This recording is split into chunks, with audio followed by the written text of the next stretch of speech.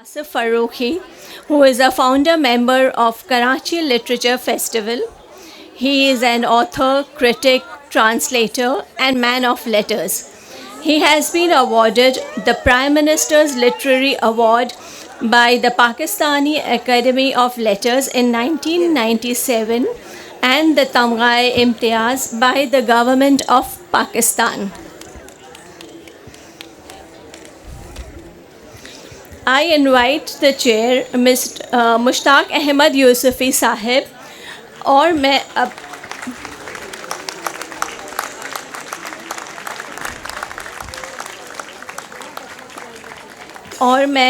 محترمہ زہرا نگاہ صاحبہ کو بھی انوائٹ کرتی ہوں. Thank you.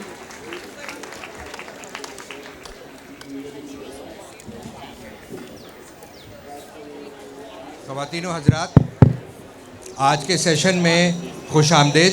میں سب سے پہلے تو شکر گزار ہوں جناب مشتاق احمد یوسفی صاحب کا، اس عہد کے صاحب طرز، صاحب اسلوب ادیب، جو علالت کے باوجود یہاں تشریف لائے ہیں اور ہماری محفل کو رونق افروز کیا ہے.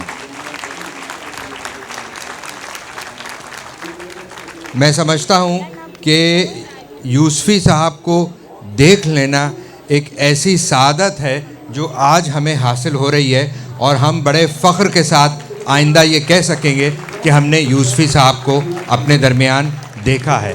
آپ کی آمد کا بہت شکریہ یوسفی صاحب. میرے ساتھ گفتگو میں شریک ہیں زہرا نگاہ. مجھے اصولاً تو ان کا تعارف کرانا چاہیے اور یہ بتانا چاہیے کہ زہرا نگاہ اس زمانے کی کتنی بڑی شاعرہ ہیں، ان کا تعلق کس خاندان سے ہے. انہوں نے ٹیلی ویژن شو بزنس میں بھی کام کیا ہے ڈراموں کے حوالے سے، اور ان کا خاندان فاطمہ ثریا بجیہ، زبیدہ طارق اور انور مقصود کا خاندان وہ کسی تعارف کا محتاج نہیں ہے. لیکن اگر زہرا آپا اور ان کے مختلف حوالوں سے میں نے گفتگو شروع کی تو شاید شام ہو جائے اور یہ داستان مکمل نہ ہو. تو زہرا آپا، یہ ورق تمام ہوا جاتا ہے اور مدح باقی ہے. تو میں آپ سے شروع میں یہ درخواست کروں گا کہ کچھ چند الفاظ آپ بھی میرے ساتھ شریک ہو کر یوسفی صاحب کو یہاں خیر مقدم کے لیے کہیں کہ یوسفی صاحب کو یہاں دیکھ کر ہمیں کتنا اچھا لگ رہا ہے. محترم یوسفی صاحب، معزز خواتین و حضرات، آپ بیٹھ جائیے، یہاں آگے لگا دیجیے، آگے لگا دیں، بیٹھ جائیں.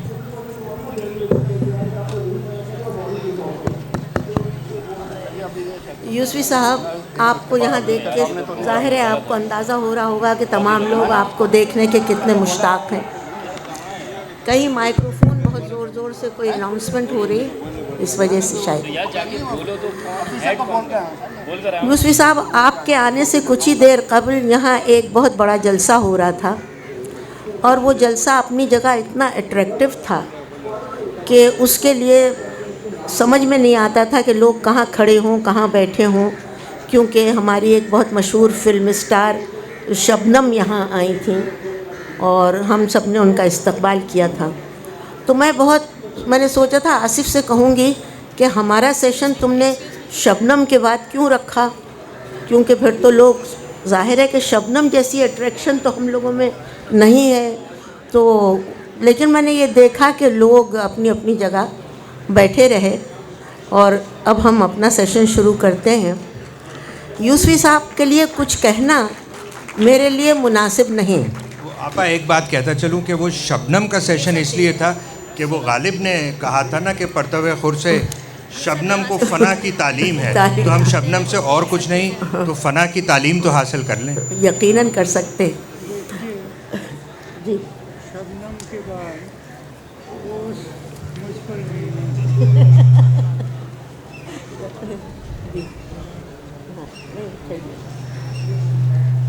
یہ مائک نہیں کام کر رہا، مائک کو دیکھ لیجیے.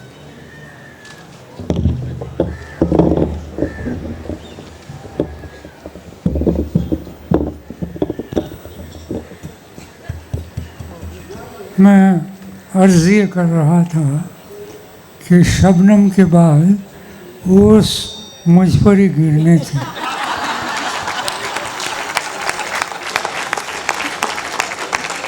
اب دیکھ لیا آپ نے کہ اس ایک جملے میں انہوں نے کیا کچھ کہہ دیا کہ شبنم کے بعد اوس تو مجھ ہی پہ گرنی تھی. تو یوسفی صاحب کا کمال ہی یہ ہے. یوسفی صاحب چھوٹا سا ایک جملہ نہایت معصومیت سے لکھ دیتے ہیں یا کہہ دیتے ہیں، اور سننے والا اور پڑھنے والا ایک منٹ کے لیے تو پریشان ہو جاتا ہے، اور اس کے بعد جب مفہوم واضح ہوتا ہے تو وہ سوچنے لگتا ہے کہ یہ 3-4 سیدھے سادے لفظوں میں آخر کون سا ایسا جادو بھرا ہوا ہے جو ہم بھی بولتے ہیں، ہم بھی لکھتے ہیں، لیکن یہ کیفیت پیدا نہیں ہوتی. یہ ہمارے لیے بڑی اعجاز کی بات ہے، فخر کی بات ہے کہ یوسفی صاحب نے ناسازی مزاج کے باوجود یہاں آنا ہم لوگوں کے لیے منظور کر لیا. اب مجھے نہیں معلوم کہ یوسفی صاحب کو کس نے منایا، یہ شاید راز ہی رہے تو اچھا ہے. میرا خیال ہے شبنم کا نام بھی اس میں کہیں شامل ہوگا. یوسفی صاحب، آصف کا خیال ہے کہ آپ کی یہاں آمد میں تھوڑا بہت شبنم کا بھی حصہ ہے. شبنم کے مختلف نام ہیں، کچھ رسمی اور کچھ لغوی.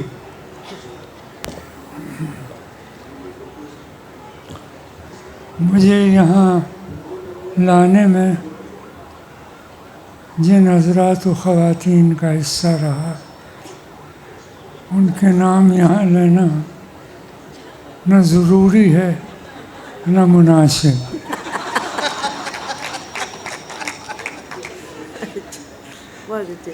بہرحال بہت خوشی ہو رہی ہے اتنے لوگوں کو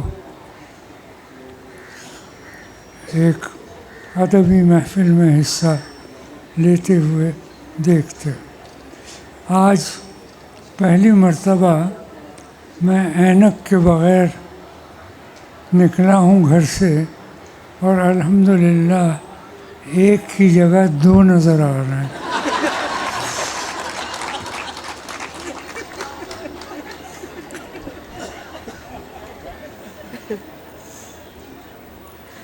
یوسفی صاحب کے اوپر بہت کچھ لکھا جا چکا اور لکھا جائے گا. ایک صاحب نے کہا تھا کہ ہم لوگ عہد یوسفی میں جی رہے ہیں. ہم جی تو رہے ہیں عہد یوسفی میں، لیکن مجھے اس کا یقین ہے کہ ہم آئندہ 100-200 برس تک عہد یوسفی ہی میں جیتے رہیں گے. بات یہ ہے کہ جی فرمائیں. گستاخی کی معافی چاہتا ہوں. جو یہ کہتے ہیں کہ وہ عہد یوسفی میں رہ رہے ہیں، وہ دراصل خود کو زلیخا سمجھتے ہیں.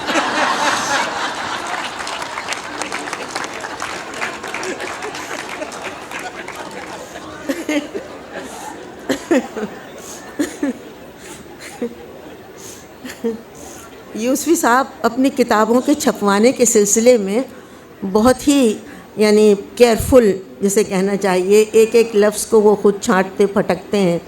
اور اسی سلسلے میں کاتبوں کے ساتھ بھی ان کے تعلقات کچھ زیادہ استوار نہیں رہتے، لیکن یہ کہ ایک کاتب کے لیے بڑی اچھی بات اس نے لکھی. جب یوسفی صاحب نے اس سے کہا کہ تم بار بار ہجے غلط کر دیتے ہو یا شوشہ غلط ہو جاتا ہے، تو اس نے کہا کیا عرض کروں، لکھتے میں ہنسی اتنی آ جاتی ہے کہ قلم ہلنے لگتا ہے. اس وجہ سے یہ غلطی عمدن نہیں اتفاقاً ہو جاتی ہے. تو یوسفی صاحب نے کہا کہ نہیں، اس کی وجہ یہ نہیں ہے، یہ غلط شوشے اس لیے بڑھ جاتے ہیں اور نقطے غائب کر دیتے ہیں کہ ابھی ان کی نئی شادی ہوئی ہے، تو دھیان ان کا اپنی بیوی کی طرف لگا رہتا ہے. تو اس غریب نے پھر فٹ نوٹ میں دیا کہ نہیں، اب میری شادی کو 2-3 سال ہو چکے ہیں، خدا کے فضل سے میری بچی بھی 1 سال کی ہو گئی ہے، لیکن ابھی تک مجھے ہنسی کی وجہ سے یہ غلطیاں مجھ سے سرزد ہو جاتی ہیں. یہ نیا شوشہ انہوں نے شادی کے بعد چھوڑا. ایگزیکٹلی. مگر یہ شوشہ تو ابھی آپ نے چھوڑا ہے کہ غلطیاں میری تحریر کی وجہ سے ہوتی. یہ تو ہو نہیں سکتا ہے یوسفی صاحب. مجھے اندازہ نہیں تھا کہ میری تحریروں سے چال چلن پر بھی فرق پڑتا ہے. بہت اچھا، بہت اچھا. کیا کہنے. یوسفی صاحب کے بارے میں بہت کچھ میرا دل چاہتا ہے کہنے کو، بہت دل میں، اور یہ ان کی مہربانی ہے کہ وہ ہم لوگوں کے ساتھ محبت سے مل لیتے ہیں. مطلب ہم لوگوں کا کافی وقت لندن میں ساتھ گزرا ہے اور بڑی اچھی یادیں ہیں. ایک مرتبہ ہم لوگ ایک محفل میں تھے تو ایک مہمان خصوصی جو اپنے وقت کے عالم فاضل تھے یا اپنے آپ کو سمجھتے تھے، انہوں نے پوری محفل میں علاوہ اپنے کسی کو بات کرنے کی اجازت نہیں دی. جب ہم لوگ خاموشی سے ان کی باتیں سنتے رہے اور جب محفل ختم ہوئی تو یوسفی صاحب سے میں نے پوچھا آپ کو کیسا لگا؟ تو یوسفی صاحب نے کہا کہ اس سے زیادہ نامقبول مہمان خصوصی ہم نے اپنی زندگی میں کبھی نہیں دیکھا.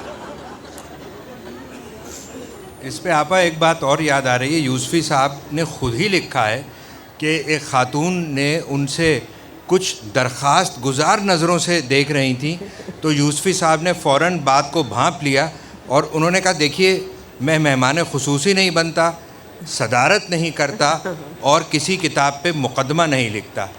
تو یوسفی صاحب کا بیان ہے کہ ان خاتون نے پلٹ کے پوچھا یوسفی صاحب پھر آپ کس کام کے رہ گئے؟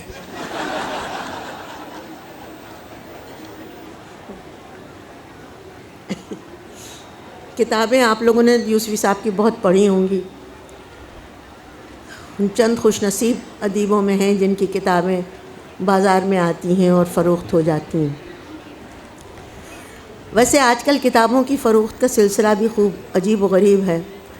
میری ایک بہن پکوان کی ترکاریوں کی اور سالنوں کی ترکیبیں لکھتی ہیں، بہت مقبول ہیں. تو ایک دن انہوں نے مجھ سے کہا کہ آپ کو معلوم ہے آج ہماری رائلٹی آئی. میں نے کہا اچھا یہاں رائلٹی بھی ملتی ہے؟ تو انہوں نے کہا ہاں. میں نے کہا کتنی؟ تو انہوں نے کہا 75,000. تو تقریباً میں تو بے ہوش ہو گئی کہ آلو بگھارنے کے سلسلے میں اتنی رائلٹی کسی کو مل سکتی. لیکن یوسفی صاحب ان خوش نصیب ادیبوں میں ہیں. مجھے نہیں معلوم کہ اب تک کتنی رائلٹی ان کو ملی ہے، لیکن کتابیں تو ہزاروں کی تعداد میں بک چکی ہیں. انہیں آلو بگھارنے کی اور مجھے شیخی بگھارنے کی ملتی ہے.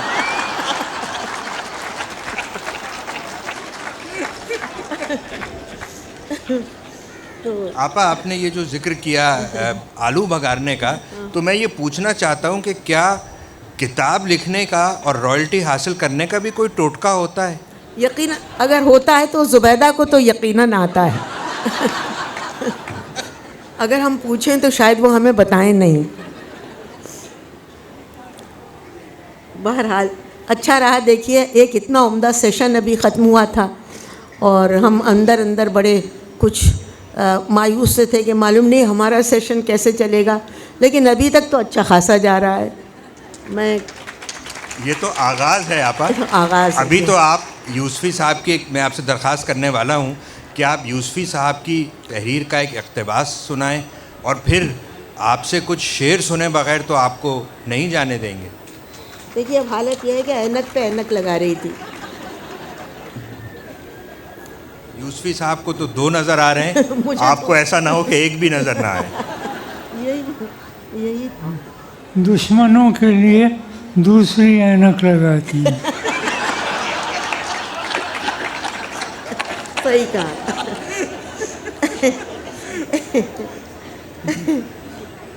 یوسفی صاحب میرے لیے بڑی عزت کی بات ہے. شاید یوسفی صاحب خود اپنی تحریریں بہت اچھی طرح پڑھتے ہیں، بہت اچھی طرح پڑھتے ہیں. ہم لوگ انتظار صاحب سے کبھی کبھی ان کو چھیڑا کرتے تھے کہ اتنی عمدہ کہانی لکھتے ہیں لیکن پڑھتے اتنی اچھی طرح نہیں ہیں. تو وہ بہت غصے میں آ جاتے تھے، کہتے تھے نہیں یہ آپ لوگوں کی غلط فہمی ہے، میں بہت اچھی طرح پڑھتا ہوں. مگر واقعی یوسفی صاحب اپنی تحریریں بہت اچھی طرح پڑھتے ہیں.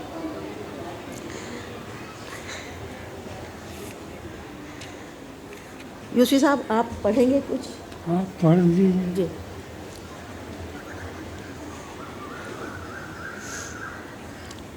یہ ایک ناٹک کمپنی کا ذکر ہے اور نیا نیا پاکستان جب بنا ہے یا کھلا ہے تو اس وقت یوسفی صاحب نے اس کے بارے میں لکھا ہے. اس کا عنوان ہے مصور درد منشی ریاضت علی سوختہ، جو اس کمپنی کے یعنی مکالمات وغیرہ کو درست کروانے کے لیے رکھے گئے تھے. یہ بزرگ جو 70 کے پیٹے میں ہوں گے، اسی کھٹیا پر گاؤ تکیہ لگائے صاحب فراش رہتے تھے. ایک پاؤں قبر میں، دوسرا اسٹیج پر. سفید میدہ رنگت جو جوانی ہی میں نہیں اب بھی شہابی تھی. تیکھے تیکھے نقوش، غلافی آنکھیں، بے شکن پیشانی، انہیں اس بڑھاپے میں بھی وجیح کہا جا سکتا تھا. بر میں سفید ململ کا چنا ہوا کرتا، کرتے پر کشیدے سے کڑھے ہوئے چنبیلی کے سفید پھول، پھولوں میں تازہ پان کا رنگ بھرا ہوا پھنسا پھنسا چوڑی دار پاجامہ نڈھال نڈھال سے رہتے تھے. پاجامے کے علاوہ کسی چیز میں چستی نہیں پائی جاتی تھی. یہی بات میں آپ سے کہہ رہی تھی کہ اب دیکھیے میں پورا پیراگراف پڑھ رہی تھی اور آپ لوگ سن رہے تھے، لیکن جہاں فقرہ ختم ہوتا ہے اور اس کے بعد جو احساس ہوتا ہے کہ کیا کچھ کہا گیا، یہی لکھنے والے کا کمال ہے. اور میں یہ بھی عرض کرنا چاہتی ہوں کہ تمام جو اصناف ہیں ادب کی، اس میں مزاح کا راستہ بڑا ٹیڑھا ہے. تار پہ چلنا ہوتا ہے، ذرا سے ادھر ادھر ہوئے کہ کٹ کے گر جانے کا اندیشہ ہوتا ہے. اب آپ دیکھیے اس جملے پر، ایسے ہی مجھے یاد آتا ہے کہ چراغ تلے میں یوسفی صاحب کا ایک مضمون ہے، جب کہ ان کے گھر میں ان کی بیگم نے بہت ساری مرغیاں پال لی تھیں اور یوسفی صاحب اس سے بہت تنگ تھے. ایک دن انہوں نے آ کے اعلان کر دیا کہ بھائی اب اس گھر میں مرغیاں رہیں گی یا میں. بیگم نے جواب دیا، باہر اس وقت بہت بارش ہو رہی ہے، کہاں جاؤ گے؟ یہ ہے اصل مزاح، اصل پن جسے کہا. جیسے کہ ایک جملہ مطلب ایک جگہ ذکر کرتے ہیں وہ کہ بھائی یہ تم لوگ کیا کرتے ہو، ہمیشہ میرا لکھنے والا جو قلم ہے وہ کھو جاتا ہے، تو انہیں یہ اظہار بند ڈالنے کا تم لوگ یہاں سے اٹھا لیتے ہو. تو وہ ان کی بیگم نے کہا کہ نہیں، ہم ہمیشہ تمہارے پارکر پین سے اظہار بند ڈالتے ہیں، اس قلم سے نہیں ڈالتے. تو یہ چھوٹی چھوٹی باتیں جو ہیں یہ آدمی کو تھوڑی دیر کے لیے مسحور اور متاثر کر دیتی ہیں کہ یہ لکھنے والے نے آخر میں ایک بات ایسی لکھ دی کہ ہم چونک پڑے کہ بھائی یہ کیا ہوا. اب سنیے، سرخ ریشمی اظہار بند میں ٹرنک کی چابی جھولتی تھی. سرخ ریشمی اظہار بند میں ٹرنک کی چابی جھولتی تھی. اظہار بند بھی اتنا چھوٹا کہ اکڑوں بیٹھ کر تالا کھولنے سے پہلے اظہار بند کھولنا پڑتا تھا.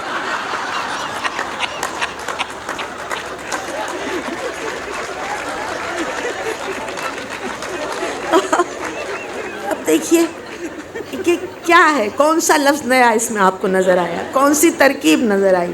کچھ نہیں. سرخ ریشمی اظہار بند میں ٹرنک کی چابی جھولتی رہتی تھی. اظہار بند بھی اتنا چھوٹا کہ اکڑوں بیٹھ کر تالا کھولنے سے پہلے اظہار بند کھولنا پڑتا تھا.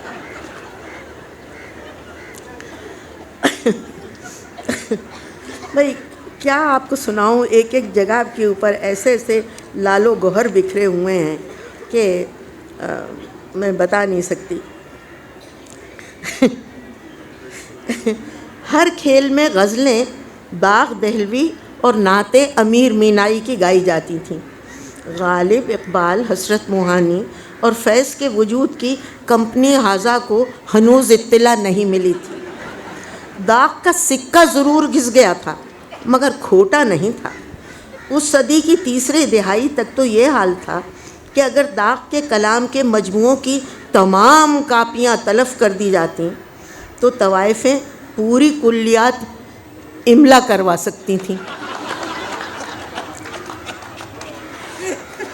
ابھی اس کے عینی شاہد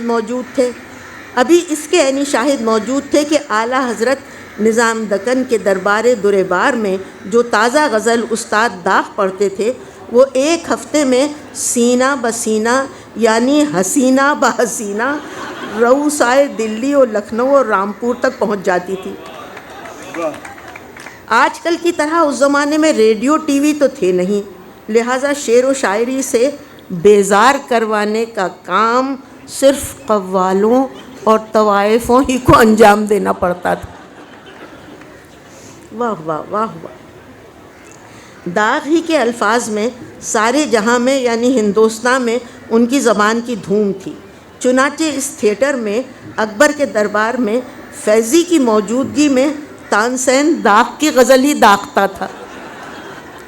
قرائن سے تو یہی لگتا تھا کہ اکبر دربار کا ڈھونگی ہمیں یہ غزل سنوانے کے لیے رچایا گیا ہے۔ کیا شوکت و دبدبا تھا اس دربار کا، کیا کہنے۔ جس وقت مغل اعظم کاغذ کا پھول سونگھتے ہوئے نذور اجلال فرماتے تو ایک جاہل نقیب چوب نقرئی ٹھونک ٹھونک کر صدا دیتا، نکاح روبرو با ادب با ملاحظہ ہوشیار۔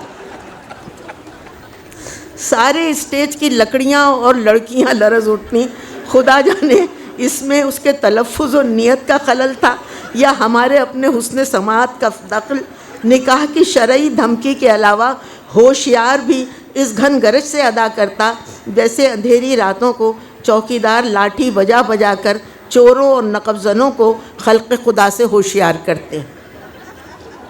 اس زمانے میں ہال میں سگریٹ بیڑی پینے پر کوئی پابندی نہ تھی، البتہ اسٹیج کے دائیں 24 ستون پر یعنی بلی پر ایک نوٹس آویزاں تھا کہ شراب پی کر دھن مچانا دنگا کرنا منع ہے۔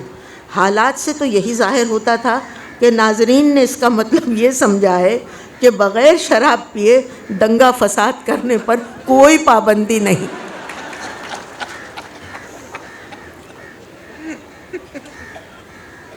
اب اس طرح کون لکھے گا اور ایسے کون لکھ سکتا ہے؟ اس میں صرف ایک خداداد قابلیت، ایک ذہانت کی روشنی اور ایک انتہائی محنت، یہ تینوں چیزیں شامل ہوتی ہیں تو پھر صفحے کے اوپر یہ رنگ بکھرتا ہے۔ یوسفی صاحب کتنی محنت کرتے ہیں اپنے مضامین کے سلسلے میں، اپنی کتابوں کے سلسلے میں، یہ ہم سب نے دیکھا ہے۔ جب ہم لوگ پوچھتے تھے کہ یوسفی صاحب بہت دن سے آپ نے کچھ لکھا نہیں، تو اپنے انداز سے کہہ دیتے تھے آہستہ سے کہ بھائی پال لگا رکھا ہے، ابھی تو پال لگایا ہے۔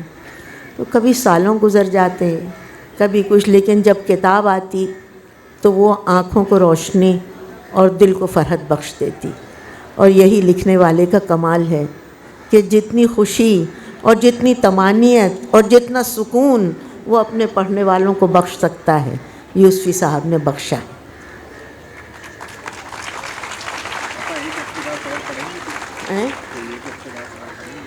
دیکھیے ہاں، وہ تو میں نے کچھ نشان لگائے تھے مگر یوسفی صاحب کی تحریر سے بہت سادہ چیزیں ہیں جو جی چاہتا ہے کہ آپ پڑھ دیں۔ وہ اسی ناٹک کمپنی میں جب اصل کھیل شروع ہوتا ہے اور اکبر اعظم کو تماچا مارا جاتا ہے یا اکبر اعظم تماچا مارتے ہیں تو دیکھنے والے کو گمان یہ ہوتا ہے کہ وہ تماچا نہیں مارا جا رہا بلکہ شاید چہرہ سہلایا جا رہا ہے۔ کچھ اس قسم کے واقعات بھی ہیں، یا آپ کوئی اور چیز ان کی پڑھنا چاہتی ہیں؟ میں تھوڑی سی یہ بات آپ کے سامنے رکھنا چاہتی ہوں کہ جب جس آدمی کو یہ سمجھا جائے کہ وہ مزاح لکھتا ہے، کبھی مزاح کے اندر جب سنجیدگی پیدا ہوتی ہے تو اس مزاح کا درجہ بہت اونچا ہو جاتا ہے۔ اب دیکھیے، میں آپ کو ایک چھوٹا سا پیراگراف سناتی ہوں، اس کا عنوان ہے اور وہ جو مر گیا ہے سو ہے وہ بھی آدمی۔ اس ایجاب یوسفی صاحب کا بینکنگ سے تعلق رہا ہے اور بڑے بڑے عہدوں پر رہے ہیں۔ اس ایجاب و قبول پر 23 سال گزر گئے اور ان 23 برسوں میں دنیا نے کیا کچھ نہیں دیا، لیکن اپنا قرض جو اپنے آپ پر تھا وہ آج تک اتر نہ سکا۔ حساب کتاب سے دلی نفرت تھی اور وہی آخر کو ٹھہرا فن ہمارا۔ اس سے زیادہ بدنصیبی اور کیا ہوگی کہ آدمی ایک غلط پیشہ اپنائے اور اس میں کامیاب بھی ہوتا چلا جائے، اور پھر تھا جو ناخوب بتدریج وہی خوب ہوا۔ روپیہ اور اس سے متعلق تمام تر کاروبار میں کامیابی کی اولین شرط یہ ہے کہ آدمی ہر چیز سے ناتا توڑ کر اسی کا ہو رہے۔ پیسہ ہی اس کے لیے بس ہے، بھروسہ رکھنے والے اسی پر بھروسہ رکھتے ہیں۔ عالم نزا میں بھی وہ پانی پانی نہیں پکارتا، پیسہ پیسہ پیسہ پکارتا ہے۔ دولت، سیاست، عورت اور عبادت، کامل یکسوئی، مکمل خود گزاشتگی، سرتاپا سپردگی چاہتی ہے۔ ذرا دھیان بھٹکا اور منزل کھوٹی ہوئی، رچی بسی جامع الحسیات و حسیات شخصیت کا اس کوچے میں گزر نہیں۔ جب تک آدمی اپنے دل و دماغ سے ہر آرزو کو رخصت اور ہر آدرش کو ارپن کر کے خود کو ان کے لیے خالص نہ کرے، یہ چھلاوے کہیں ہاتھ آتے ہیں۔ پھر جب مسافر اپنے قافلے سے بچھڑ کر ان کی جستجو میں بہت دور اکیلا نکل جاتا ہے اور شام کا جھٹپٹا سا ہونے لگتا ہے، تو یک بارگی اسے احساس ہوتا ہے کہ منزل تو وہیں تھی جہاں سے اس نے اپنے سفر کا آغاز کیا تھا۔ اورنگزیب عالمگیر نے راجپوت سرداروں کی ایک جیش کو دور دراز مہم پر بھیجا تھا۔ جگ بیت گئے، چاندنی راتیں آئیں اور اپنی چاندنی لٹا کے گزر گئیں۔ کتنے ہی ساون آئے اور نین کٹوروں کو چھلکا کے گزر گئے، پر وہ نہ لوٹے، نہ نیند نینا، نہ انگ چہنا، نہ آپ آویں، نہ بھیجیں پتیاں۔ آخر برہا کی ماری ٹھکرانیوں نے بادشاہ کو ایک عرضداشت پیش کی جو صرف ایک دوہے پر مشتمل تھی: سونا لاون پی گئے، سونا کر گئے دیس، سونا ملا نہ پی ملے اور روپا ہو گئے کیس۔ آپ چاہیں تو اسے انسانی روح کے سفر کی ایک داستان سمجھ لیجیے۔ تو جو میں آپ سے کہہ رہی تھی کہ ایک آدمی ہنساتے ہنساتے، مسکراتے مسکراتے کبھی کبھی آپ کو کسی سوچ میں مجبور کر دیتا ہے، اور اس سوچ کے بعد ایسا بھی ہوتا ہے کہ آپ کی آنکھوں میں آنسو آ جائیں۔ یہ یوسفی صاحب کا کمال ہے۔ میں تو اس مقابلے میں نہیں، مجھ میں اتنی سکت بھی نہیں کہ میں یوسفی صاحب کے فن کے لیے کچھ کہہ سکوں۔ صرف ایک عقیدت مندی کا اظہار ہے جو آپ سب کے سامنے کر دیا میں نے۔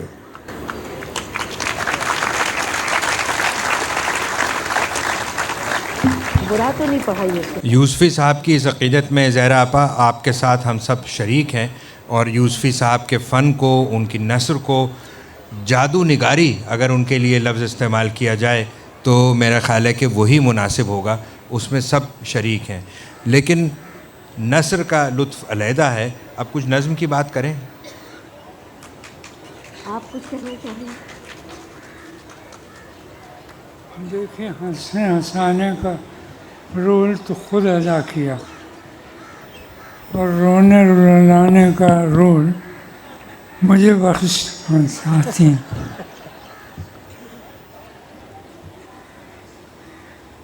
یہ کہنا مشکل ہے کہ انسان کیوں ہنستا ہے اور کیوں ہنسایا جاتا ہے۔ ہنستا اس لیے ہے کہ اسے اپنی اور قرب جوار کی زندگی میں کچھ تضاد نظر آتا ہے، اور اس تضاد سے اسے تکلیف بھی ہوتی ہے، اور اگر حصے میں سار رکھتا ہے تو خوش بھی ہو لیتا ہے۔ یہی ایک مزاح نگار کا کمال ہے کہ وہ دنیا کے اور زندگی کے تضادات پر اور تکالیف پر اپنا قلم چلائے اور آپ کو آزردہ نہ ہونے دے۔ بہن نے جو کچھ بیان کیا اس سے اگر میں کہوں کہ مجھے اتفاق ہے تو یہ خود تعریفی میں شامل ہوگا۔ لہذا ان کو ان کی نوازشات پر چھوڑتا ہوں. شکریہ.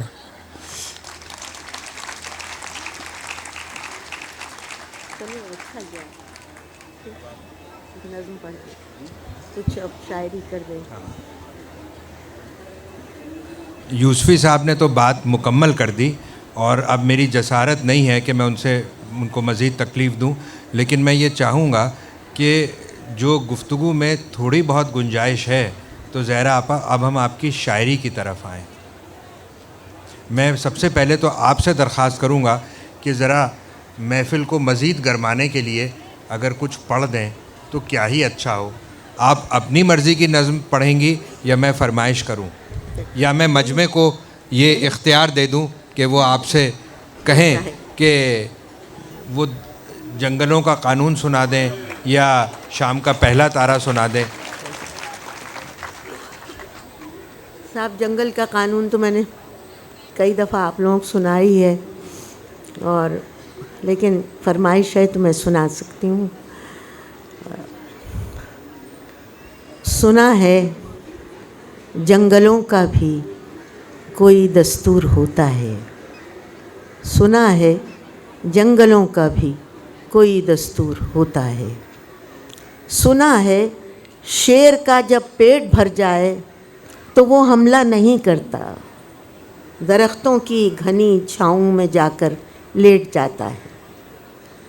ہوا کے تیز جھونکے جب درختوں کو ہلاتے ہیں تو مینا اپنے بچے بھول کر کوے کے انڈوں کو پروں سے تھام لیتی ہے. سنا ہے گھونسلے سے کوئی بچہ گر پڑے تو سارا جنگل جاگ جاتا ہے. سنا ہے جنگلوں کا بھی کوئی دستور ہوتا ہے. سنا ہے جب کسی ندی کے پانی میں بے کے گھونسلے کا گندمی سایہ لرزتا ہے تو ندی کی روپہلی مچھلیاں اس کو پڑوسی مان لیتی ہیں. سنا ہے جنگلوں کا بھی کوئی دستور ہوتا ہے. کوئی طوفان آ جائے، کوئی پل ٹوٹ جائے تو کسی لکڑی کے تختے پر گلہری، سانپ، بکری اور چیتا ساتھ ہوتے ہیں. تو خدا بندہ جلیل و معتبر، دانا و بینا، منصف و اکبر، میرے اس شہر میں اب جنگلوں ہی کا کوئی قانون نافذ کر، کوئی دستور نافذ کر. سنا ہے جنگلوں کا بھی کوئی دستور ہوتا ہے.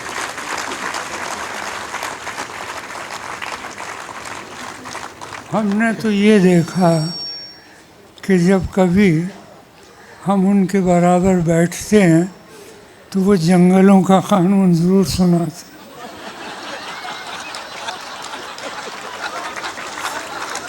دیکھا آپ نے کیسا فقرہ نکالا.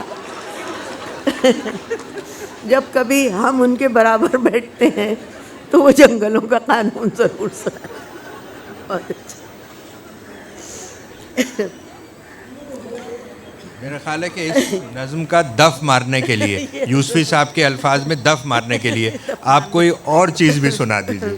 میں آپ کو 2-3 شعر سنا دیتی ہوں. وحشت میں بھی منت کش صحرا نہیں ہوتے، وحشت میں بھی منت کش صحرا نہیں ہوتے، کچھ لوگ بکھر کر بھی تماشا نہیں ہوتے. کچھ لوگ بکھر کر بھی تماشا نہیں ہوتے. جان دیتے ہیں جان دینے کا سودا نہیں کرتے، جان دیتے ہیں جان دینے کا سودا نہیں کرتے، شرمندہ اعجاز مسیحا نہیں ہوتے. ہم خاک تھے پر جب اسے دیکھا تو بہت روئے، ہم خاک تھے پر جب اسے دیکھا تو بہت روئے، سنتے تھے کہ صحراؤں میں دریا نہیں ہوتے، سنتے تھے کہ صحراؤں میں دریا نہیں ہوتے. ایک تارے گریباں کا رہے دھیان کہ سب لوگ محفل میں تو ہوتے ہیں، شناسا نہیں ہوتے. آپ سے ایک سوال پوچھوں. سوال پوچھ لوں میں؟ ہاں ہاں ضرور پوچھیں. آپ نظم اگلی نظم تک جانے سے پہلے اور اس سے پہلے کہ اس پر بھی یوسفی صاحب کچھ نیت کے بارے میں تبصرہ کر دیں، میں یہ ایک آدھ آپ سے سوال پوچھنا چاہوں گا. کل مستنصر حسین تارڑ صاحب اپنی خوش بیانی میں وہ واقعہ بتا رہے تھے جب آپ نے لاہور میں مشاعرہ پڑھا اور مشاعرے کو جس طرح آج کل کہا جاتا ہے کانکر کر لیا. اس وقت سے لے کر اب تک جو آپ نے شاعری کا سفر طے کیا ہے، وہ دبلی پتلی لڑکی جس کو تارڑ صاحب یاد کر رہے تھے، حالانکہ مجھے یقین ہے انہوں نے دیکھا ضرور ہوگا اور صرف گمان نہیں ہوگا، اس وقت سے لے کر اب تک کچھ اس سفر کے حوالے سے بھی تو بتائیے. یہ سفر تو زندگی کے ساتھ ساتھ جاری رہتا ہے. جب تک انسان زندہ ہے وہ ایک سفر ہی میں رہتا ہے. میں نے جب مشاعرہ پڑھا تھا تو اس کی ایک تو بڑی خصوصیت یہ تھی کہ اس میں اس زمانے میں خواتین کوئی نہیں آتی تھیں مشاعرے میں زیادہ، اور خاص طور سے لڑکیاں تو بالکل ہی نہیں. میں چلی گئی جب مشاعرہ پڑھنے کے لیے تو وہی ایک سوال جو ہمیشہ اٹھتا ہے کہ بھائی اس لڑکی کو کوئی لکھ کے دیتا ہوگا. اس پورے بیان میں لفظ لڑکی پہ غور کیجیے گا کہ کوئی اس کو لکھ کے دیتا ہے. تو پھر اس کے بعد تھوڑے دنوں کے بعد یہ چیز تحلیل ہو گئی کہ بھائی آخر کوئی کب تک لکھ کے دے گا. پھر یہ کہ وہ زمانہ ایسا تھا کہ تقسیم کا ایک غم، ایک احساس، کیا کیا دیکھنا ہے، ایک خوشائند مستقبل کی بھی امید تھی. یہ تمام چیزیں ملا جلا کے، جیسے کل ہم بات کر رہے تھے تو کشور نے کہا تھا کہ بھائی اطراف بھی دیکھنا چاہیے، تو میں نے یہ کہا کہ شاعر تو بغیر اطراف دیکھے ہوئے لکھ نہیں سکتا کچھ. ایسا ممکن ہی نہیں ہے کہ جو کچھ بھی ہو رہا ہو اس سے وہ نظریں چرا لے. تو یہ ہے کہ جو حالات بدلتے گئے اس کے بعد زندگی کی تبدیلیاں آتی گئیں. شادی ہوئی، بڑے عرصے تک باہر رہی، پھر بچوں کی پرورش میں لگ گئی. تو ان تمام چیزوں کا اثرات لکھنے پڑھنے پر بھی ہوتے ہیں. لیکن میں نے چھپوایا زیادہ نہیں، لیکن لکھتی ضرور رہی. اور اسی میں میرے خیال میں تنزل نہیں ہوا، کچھ نہ کچھ بہتری آتی رہی. اور پھر ایسے اچھے اچھے لوگوں سے ملاقات ہوئی. کافی عرصہ ہمارا ساتھ گزرا ہے. یوسفی صاحب اللہ ان کو زندہ اور تندرست ہمارے قائم رکھے ہمارے سروں پر. فیض صاحب سے ملاقات رہی. لندن ایک عجیب جگہ تھی کہ جو بھی جاتا جو بھی آتا تو کہاروں کو کندھا بدلنے کے لیے تھوڑے دن کے لیے وہاں رک جاتا تھا. بڑے اچھے اچھے لوگوں سے ملاقات رہی.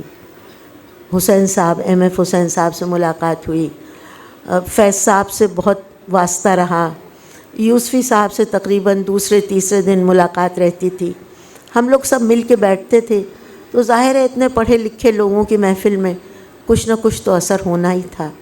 تو بہرحال اپنے آپ کو جاری رکھا.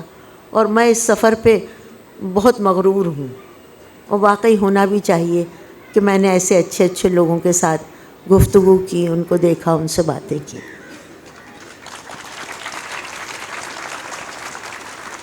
یہ ایک نظم سنانا چاہتی ہوں. اس کا نام ہے مسلم فسادات. ہندو مسلم فسادات تو ہم نے بہت سنے تھے. صبح دم جو دیکھا تھا کیا ہرا بھرا گھر تھا. صبح دم جو دیکھا تھا کیا ہرا بھرا گھر تھا. ڈانٹتی ہوئی بیوی، بھاگتے ہوئے بچے، رسیوں کی باہوں میں جھولتے ہوئے کپڑے، بولتے ہوئے برتن، جاگتے ہوئے چولہے. ایک طرف کو گڑیا کا ادبنا گھروندا تھا، دور ایک کونے میں سائیکل کا پہیا تھا. مرغیوں کے ڈربے تھے، کابکیں تھیں، پنجرا تھا. 30 گز کے آنگن میں سبھی کچھ تو رکھا تھا.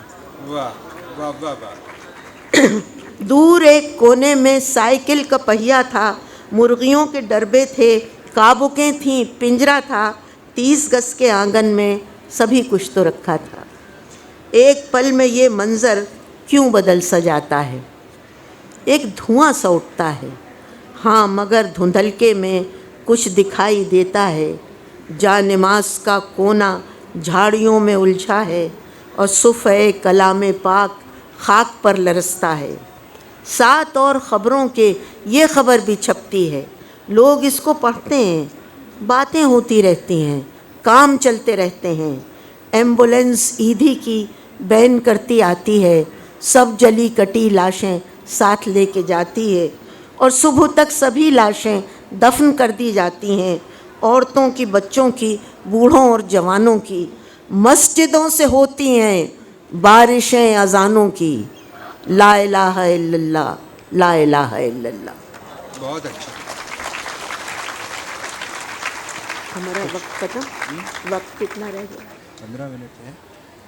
آپا آپ سے میں کچھ اور سنانے کی گزارش بھی کروں گا، لیکن میں چاہتا ہوں کہ تھوڑا سا وقت ہم آڈینس کے سوال یا فرمائش کے لیے بھی رکھیں. تو میں خود فرمائش کروں یا حاضرین کی طرف سے کوئی فرمائش آنا چاہیے؟ میں فرمائش کروں؟ ہاں، یہ دیکھیے فرمائش آ گئی. کیا؟ میں بچ گئی ماں.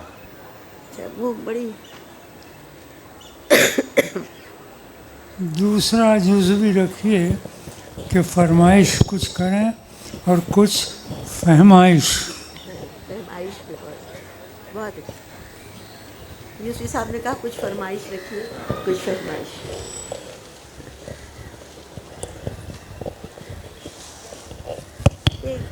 یہ بھی ہوتا ہے، یہ ہوتا یہ ہے کہ ہمارے پہلے بھی یہ تمہید سب کو معلوم ہی ہوگی کہ اکثر ہندوستان میں تو بہت ہو رہا ہے، پاکستان میں بھی بہت ہے کہ اگر یہ معلوم کروا لیتے ہیں کہ اگر لڑکی ہونے والی ہوتی ہے تو اسے قبل از وقت ختم کر دیا جاتا ہے.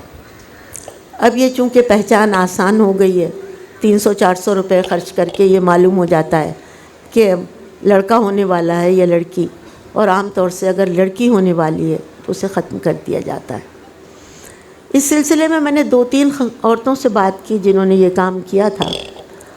انہوں نے جو مجھے اس کی تفصیلات بتائیں کہ ایسا کیوں کیا جاتا ہے، تو اس کے بعد مجھے یہ محسوس ہوا کہ وہ بالکل صحیح کرتی ہیں جو کرتی ہیں. لڑکی کے لیے اس ایک خاص طبقے میں، اس معاشرے میں جو مشکلات پیدا ہوتی ہیں وہ اب ناقابل برداشت ہو چکی ہیں.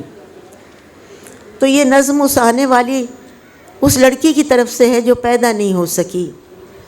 وہ کہتی ہے، میں بچ گئی ماں، میں بچ گئی ماں، تیرے کچے خون کی مہندی میری پور پور میں رچ گئی ماں، میں بچ گئی ماں، میں بچ گئی ماں.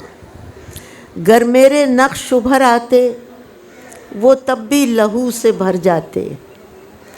میرا قد جو تھوڑا سا بڑھتا میرے باپ کا قد چھوٹا پڑتا. میرا قد جو تھوڑا سا بڑھتا میرے باپ کا قد چھوٹا پڑتا. میری چنی سر سے ڈھلک جاتی، میرے بھائی کی پگڑی گر جاتی. میری چنی سر سے ڈھلک جاتی، میرے بھائی کی پگڑی گر جاتی. تیری لوری سننے سے پہلے خود اپنی نیند میں سو گئی ماں، میں بچ گئی ماں، میں بچ گئی ماں. تیرے کچے خون کی مہندی میری پور پور میں رچ گئی ماں. میری آنکھیں روشن ہو جاتی، میری آنکھیں روشن ہو جاتی، تیزاب کا سرما لگ جاتا. سٹے وٹے میں بٹ جاتی، ہر خواب ادھورا رہ جاتا. تیری لوری سننے سے پہلے خود اپنی نیند میں سو گئی ماں. انجان نگر سے آئی تھی، انجان نگر میں کھو گئی ماں. میں بچ گئی ماں، میں بچ گئی ماں. تیرے کچے خون کی مہندی میری پور پور میں رچ گئی ماں، میں بچ گئی ماں.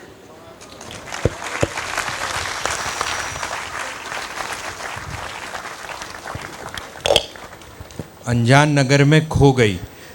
اور اس سے پہلے کہ ہم انجان نگر کی طرف جائیں اور کھو جائیں، مجھے منتظمین کی طرف سے ایک اشارہ، شاید وہ سمجھتے ہیں کہ میں عقل مند ہوں اور میرے لیے اشارہ کافی ہوگا. بہرحال اشارہ یہ مل رہا ہے کہ سوال جواب کریں. حالانکہ یوسفی صاحب نے پہلے ہی سب کو لاجواب کر دیا ہے، اور ہمیں تو یہ بتایا گیا تھا کہ بزرگوں سے سوال نہیں کرتے.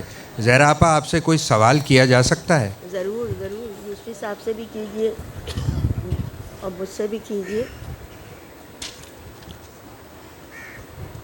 میرے خیال میں اس میں آپ نے صرف اپنی ماں سے سوال کیا ہے کہ میں کیوں بچ گئی، ابا کو کیوں چھوڑ دیا. ابا تک مشکلات کی یوسفی صاحب تفصیلات. آپ کی بات مائک کی وجہ سے پوری نشر نہیں ہو سکی. مائک سے اگر آپ یہ بات میں درخواست کروں گا کہ دوبارہ کہہ دیجیے. میں نے یہ عرض کیا کہ اس میں آپ نے اماں کو تو یاد کیا اور الزام بھی دیا، ابا کو کیوں چھوڑ دیا. اس لیے چھوڑ دیا یوسفی صاحب کہ ابا ان تکلیفوں سے کہاں گزرتا ہے جن سے ماں گزرتی ہے. واہ واہ واہ.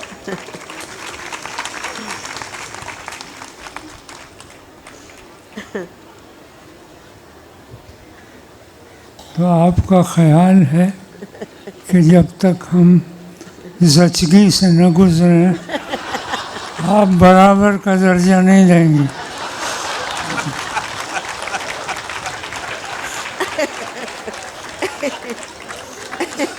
واقعی اس کا جواب میرے پاس نہیں. اس کے بعد اس کا جواب کسی کے پاس نہیں ہے.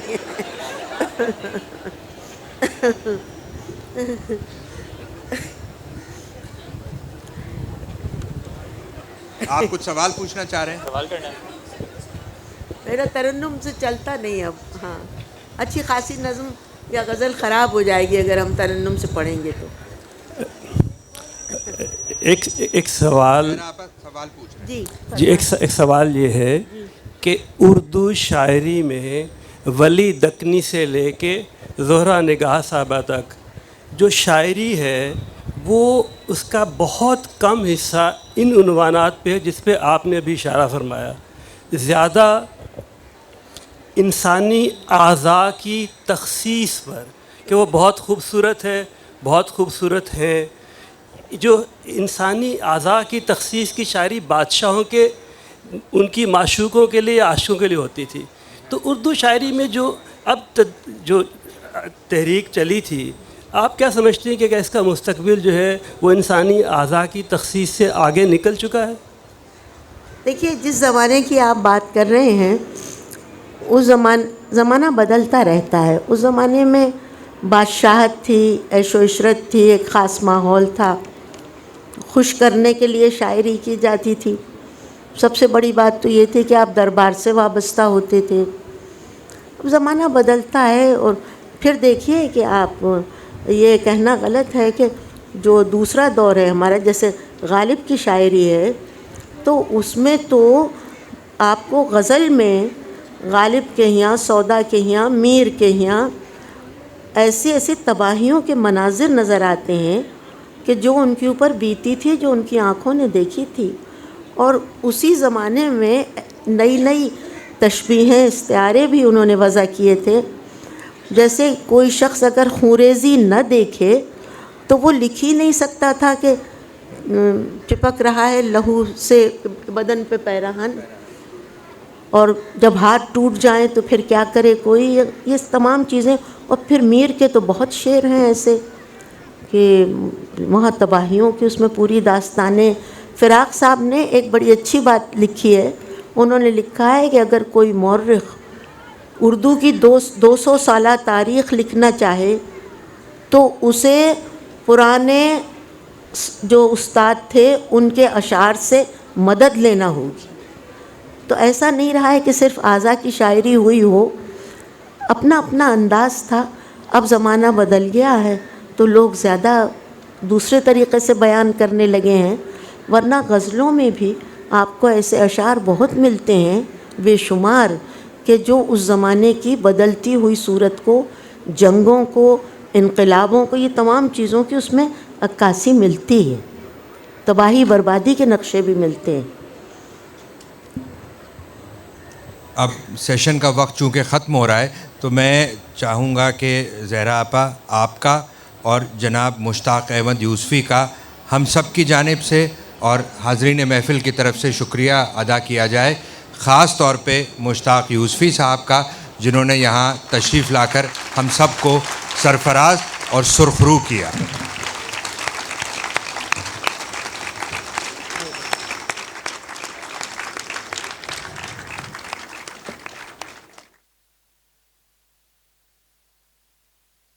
اور سب سے زیادہ میں شکریہ ادا کروں گی یوسفی صاحب کا. وہ کہیں نہیں جاتے ہیں لیکن میری اور آصف کی درخواست پہ, آپ لوگوں کی درخواست پہ وہ تشریف لائے, انہوں نے ہمیں اپنا وقت دیا, مجھے یہ سعادت بخشی کہ میں ان کی لکھی ہوئی کتاب کے کچھ اقتباس آپ کی خدمت میں پیش کروں. میرے لیے اس سے بڑی سعادت اس سے پہلے مجھے کبھی نصیب نہیں ہوئی تھی. میں بہت ممنون ہوں اور بے حد شکر گزار. کنٹریبیوشن آج کے جلسے میں یہ ہے کہ میں نے کچھ نہیں کہا. آپ کا کچھ نہ کہنا ہی بہت کچھ کہنا تھا. یوسفی صاحب آپ کا ہونا ہی برکت کا باعث ہے. یہ بات مرحومین کے بارے میں کہی جاتی. نہیں, بالکل نہیں, ہم بالکل ایسا نہ سوچتے ہیں نہ کہتے ہیں, اور آپ کے لیے ہر وقت دعا گو ہیں. اور وہ کہہ رہے ہیں کہ آپ نے کچھ نہ کہہ کے بھی بہت کچھ کہہ دیا. بہت شکریہ, بہت بہت نوازی.